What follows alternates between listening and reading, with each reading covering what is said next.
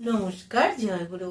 ঠাকুর মেয়েদের যে বৈশিষ্ট্যের কথা বলেছেন, নিষ্ঠা, ধর্ম, শুশ্রূষা, সেবা, সাহায্য, সংরক্ষণ, প্রেরণা, প্রজনন, তুমি তোমার ওই বৈশিষ্ট্যের কোনো কিছুকেই ত্যাগ করিও না।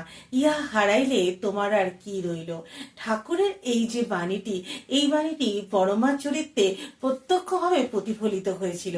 মেয়েদের এই 8টা বৈশিষ্ট্য পরমা চরিত্রে সুস্পষ্টভাবে ফুটে উঠেছিল। তার এই বৈশিষ্ট্যগুলোকে নিয়ে আলোচনা করব। আজ একটি ঘটনার কথা বলি। বড়মা কতটা সংরক্ষণ করতেন বা কতটা ঠাকুরের প্রতি স্বামী সেবার প্রতি তার দায়িত্বশীল ছিলেন।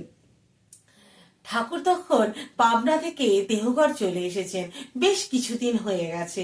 তো ঠাকুর একদিন হঠাৎই, তিনি তো খুব বাচ্চাদের মতো করে জিনিস চাইতেন। তো তিনি একদিন হঠাৎই ভক্তদের বলছেন যে আমার ওই যে পাবনার একটা খুব বিখ্যাত জায়গা ছিল গরুমরা, সেইখানে খুব ভালো সোনামুগের ডাল পাওয়া যেত।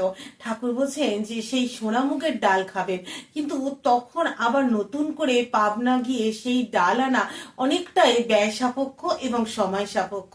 তো ভক্তদের তখন খুবই নাজেহাল অবস্থা, যে কি করবেন তারা। কিন্তু এদিকে ঠাকুর বলেছেন, তো ঠাকুরের কথা তো ফেলা যাবে না, কি করবেন। তো সকলে মিলে বলেন যে তাহলে আমরা বড়মার কাছে যাই, বড়মা যদি কোনো একটা ব্যবস্থা করতে পারে বা ঠাকুরকে বোঝাতে পারেন যে এখন এই ডাল আনা সম্ভব না। তো তারা যখন বড়মার কাছে গিয়ে ঠাকুরের এই আবদারের কথা জানালেন, তখন বড়মা খুব হাসছেন। তো এই বড়মার হাসি দেখে সকলেই তখন বিচলিত হচ্ছে। তারা চিন্তায় রাতের ঘুম উড়ে গেছে যে ঠাকুর যেটা চাইছেন ঠাকুরকে দিতে পারছেন না, আর বড়মা হাসছেন। বড়মা তখন বলছেন, আমি তো জানতাম তোদের ঠাকুরকে তো ঠাকুরের কখন কি ইচ্ছে হয়, তাই পাবনা থেকে আসার সময় কিছুটা সোনামুগের ডাল আমি নিয়ে এসেছিলাম। আমার ভাড়ার ঘরে 3 নম্বর হাড়িতে গিয়ে দেখ, সেই ডাল আছে। তো সত্যিই দেখা গেল যে বড়মার ভাড়ার ঘরে সেই 3 নম্বর হাড়িতে সেই সোনামুগের ডাল পাওয়া গেল। বড়মা এতটাই স্বামীকে ভালোবাসতেন, তার কতটা তার কখন কি চাই, কখন কি দরকার, সমস্ত কিছু তিনি তার নখদর্পণে ছিল। এবং বড়মা কোনো জিনিস ফেলে দিতেন না, সমস্ত জিনিসকে তিনি সংরক্ষণ করে রাখতেন।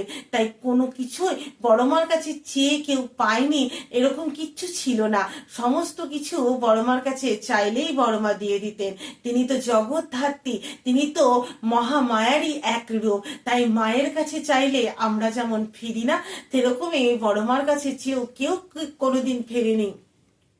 তিনি উজাড় করে, নিজেকে উজাড় করে দিতেন সমস্ত কিছু। তাই বড়মার যে স্বামী সেবা, যে সংরক্ষণ, এই যে 8টি বৈশিষ্ট্যের কথা ঠাকুর বলেছেন, এই প্রত্যেকটি বৈশিষ্ট্য বড়মার চরিত্রে প্রতিফলিত হয়েছিল। পরবর্তী ভিডিওর মাধ্যমে এই প্রত্যেকটা বৈশিষ্ট্য নিয়ে আমি আলোচনা করব।